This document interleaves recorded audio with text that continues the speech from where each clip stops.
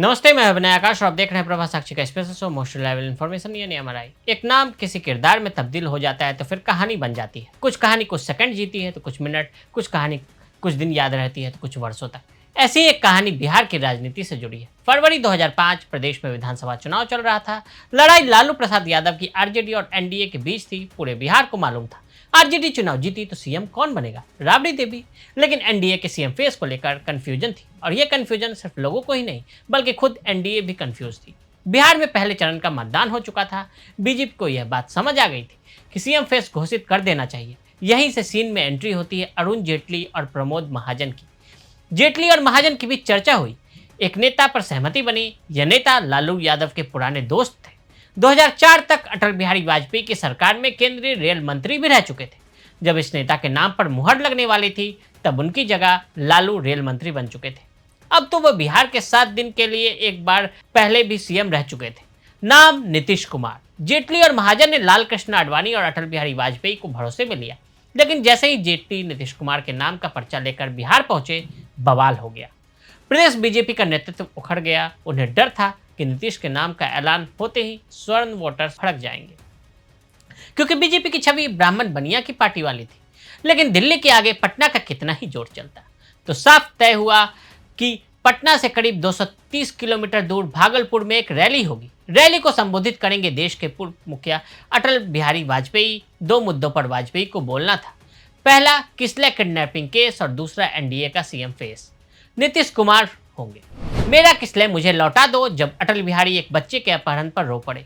अटल बिहारी वाजपेयी भागलपुर के sending compound पहुंचे। मंच पर चढ़े, दोनों हाथ फैलाकर बोले, कहाँ है मेरा किसले, मुझे मेरा किसले लौटा दो। वाजपेयी ने रुआ से मन से कहा, मुझे मेरा किसले लौटा दो। 27 जनवरी 2005 को बिहार विधानसभा चुनाव प्रचार में अटल बिहारी वाजपेयी ने जब दोनों हाथों को फैलाकर मंच से भाषण दिया तो 15 साल से सत्ता पर काबिज लालू यादव राबड़ी देवी की सरकार उखड़ गई। अटल की इमोशनल अपील ने उस समय की आरजेडी सरकार की साख पर गहरा वार किया और पूरे राज्य की राजनीति को हिलाकर रख दिया।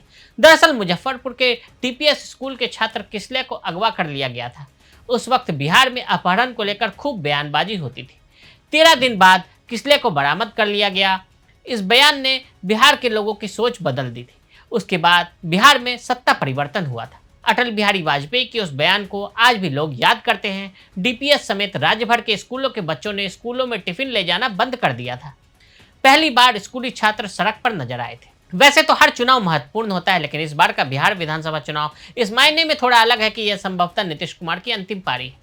उन्होंने सबसे लंबी अवधि तक मुख्यमंत्री रहने का रिकॉर्ड बना लिया है। यह रिकॉर्ड श्री कृष्ण सिन्हा के नाम था, जिसे टूटने में 7 दशक से भी ऊपर का समय लगा। नीतीश के पास 2 दिशा में घूमने वाली घड़ी सबके घर में होती है। जिस चाल से घड़ी चलती है उसे क्लॉकवाइज कहते हैं। कहा जा सकता है कि बिहार में नीतीश कुमार के पास ऐसी घड़ी है जो क्लॉकवाइज और एंटी क्लॉकवाइज दोनों दिशा में घूमती है।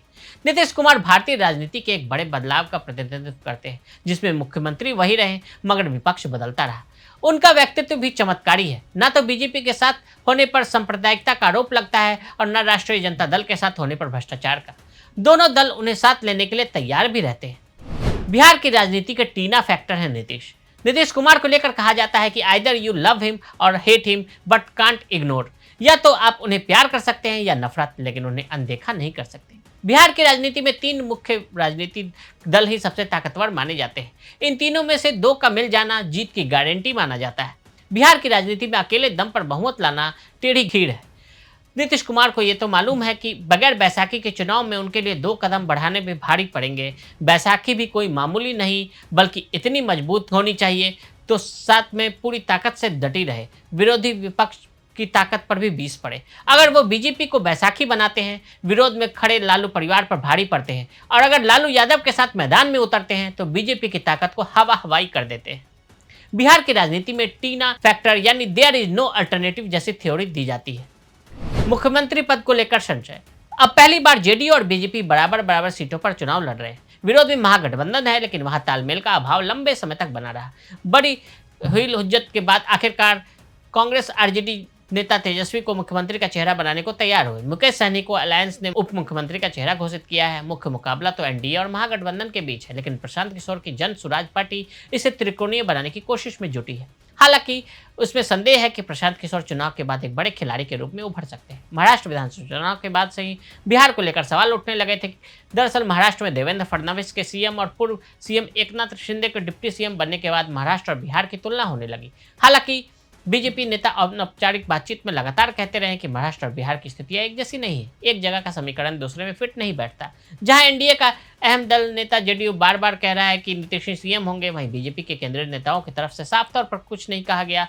कभी बीजेपी नेताओं ने कहा कि सीएम का फैसला संसदीय बोर्ड करता है, तो कभी कहा गया कि चुनकर आए विधायक सीएम को चुनते हैं। हालांकि बीजेपी केंद्रीय नेतृत्व की तरफ से बार बार कहा गया है कि बिहार में एनडीए नीतीश कुमार के नेतृत्व में चुनाव लड़ रही है। यह दुविधा अब से नहीं है, कई महीनों पहले से इस लेकर बयानबाजी चल रही थी। तेजस्वी को सीएम फेस बनाने वाला दांव उल्टा पड़ सकता है क्या? महागठबंधन नीतीश कुमार को अभी भी कड़ी टक्कर दे सकता है, लेकिन अलायंस के सहयोगी दलों के बीच खींचतान का किस हद तक नतीजों पर असर पड़ेगा, यह तो देखने वाली बात होगी। मगर इतना जरूर है कि इसमें महागठबंधन की छवि प्रभावित हुई है। जिस मुकेश सहनी को अलायंस ने उप मुख्यमंत्री का चेहरा बनाया है, उनकी प्रतिबद्धता भी सवालों के घेरे में रही है। साल 2020 में सहनी राजद के साथ गठबंधन में थे, लेकिन सीटों की संख्या की घोषणा नहीं किए जाने पर तेजस्वी यादव की प्रेस कॉन्फ्रेंस से निकलकर सीधा बीजेपी कार्यालय चले गए थे। तो आज हमने आपको बिहार की राजनीति और नीतीश कुमार के फैक्टर के बारे में बताया। आज के लिए दी इजाजत। ऐसी रिपोर्ट्स को देखने के लिए देखते रहे प्रभा साक्षी। अगर आप भी लेना चाहते हैं देश दुनिया की तमाम जानकारी, तो आज ही सब्सक्राइब करें हमारे चैनल को। साथ ही नीचे दिए बेल आइकन को जरूर दबाएं ताकि हर अपडेट आप तक पहुंच सके।